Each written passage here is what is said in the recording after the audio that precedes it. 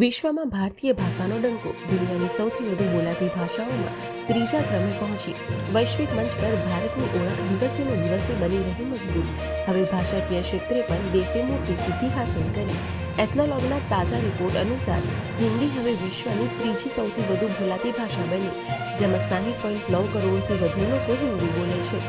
આ યાદીમાં પ્રથમ ક્રમે અંગ્રેજી અને બીજા ક્રમે મેન્ડરીન છે, જ્યારે હિન્દી એ સ્પેનિશને પાછળ છોડ્યું।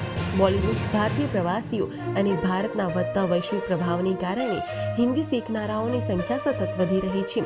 હિન્દી માત્ર ભાષા નહીં, પરંતુ ભારતીય સંસ્કૃતિ, ઇતિહાસ અને ઓળખનું પ્રતિબિંબ। સાથે સાથે બંગાળી ભાષા વિશ્વમાં 7મી સૌથી વધુ બોલાતી ભાષા બની, જ્યારે મરાઠી, તમિલ અને તેલુગુ પણ ટોપ 25માં સામેલ છે।